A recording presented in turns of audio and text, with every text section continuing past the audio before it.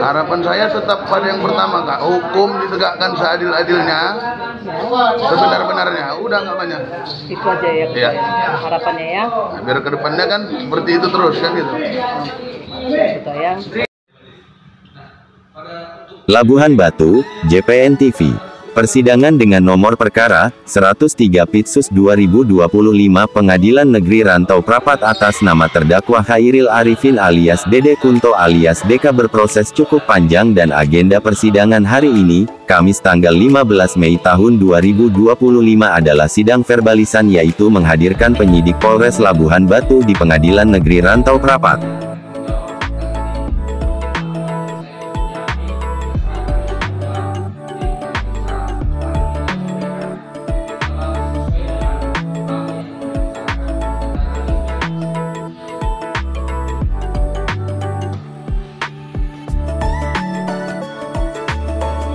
Menurut terdakwa yaitu Khairil Arifin alias Dede Kunto alias Deka melalui kuasa hukumnya Halomoan Panjaitan, SHMH menyampaikan agenda persidangan hari ini adalah sidang verbalisan atau saksi verbalisan, yaitu menghadirkan penyidik, dan ini sangat penting karena dugaan berita acara pemeriksaan BAP yang dibuat oleh penyidik tersebut telah dibuat di bawah tekanan atau paksaan.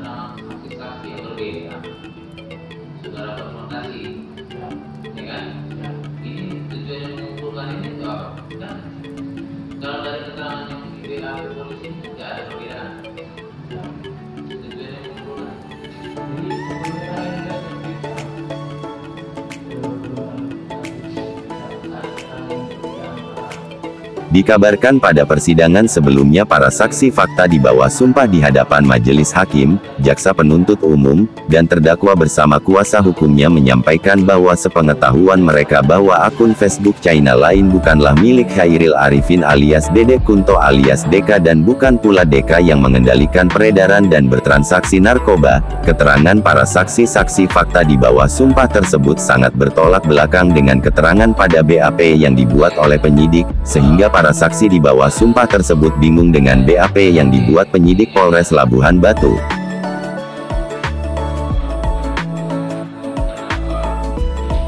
Saksi-saksi fakta yang menyampaikan keterangan di bawah sumpah pada persidangan sebelumnya diantaranya, Endar, Arsu, Pongah, dan lainnya yang juga sedang menjalani proses hukum terkait peredaran narkoba di Labuhan Batu.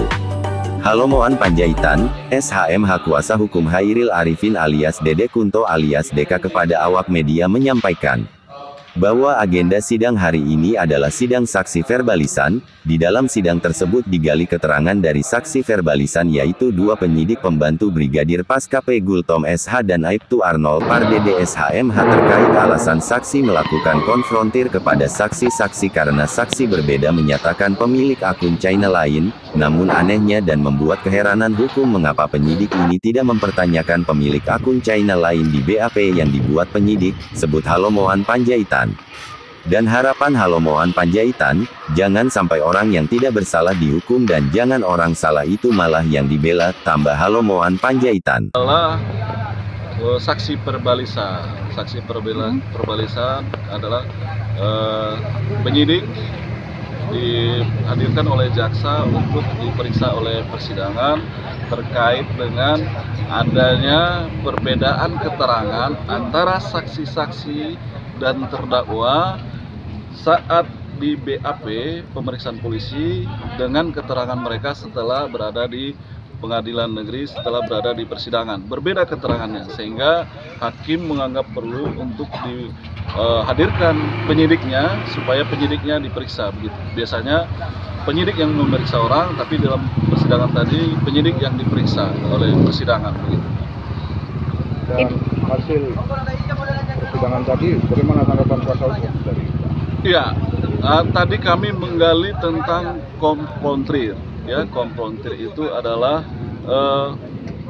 mengumpulkan saksi-saksi dengan tersangka yang mana keterangan mereka itu berbeda.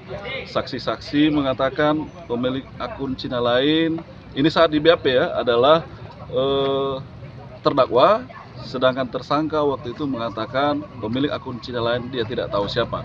Sehingga menurut hukum acara perlu dilakukan namanya konfrontir.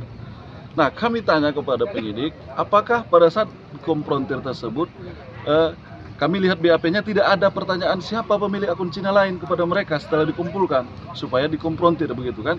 Tapi kami tanyakan kepada penyidik, kenapa tidak ditanyakan siapa pemilik akun Cina lain? Penyidik pembantu tadi, Juper yang dihadirkan tadi menjawab tidak sampai ke sana. Kira-kira seperti itu ya, tidak sampai ke sana petunjuknya, begitu kira-kira. Sehingga ini menjadi keanehan kita. Salah satu penyebab dilakukan konfrontir, dikumpulkan saksi dengan tersangka adalah untuk mengkonfrontir siapa pemilik akun Cina lain. Tapi saat dilakukan konfrontir, malah pertanyaan tentang siapa pemilik akun Cina lain tidak ada. Sepertinya ada yang ditutup-tutupi oleh pejabat. Sepertinya ada yang diprediksi atau dikhawatirkan oleh mereka supaya pemilik akun Cina lain itu terang benderang. Seharusnya itu ditanyakan. Itulah yang paling penting saat dilakukan konfrontir. Pertanyaan tentang siapa pemilik akun Cina lain. Tapi itu tidak dilakukan. Seharusnya itu dilakukan supaya terang benderang siapa pemilik akun Cina lain ini.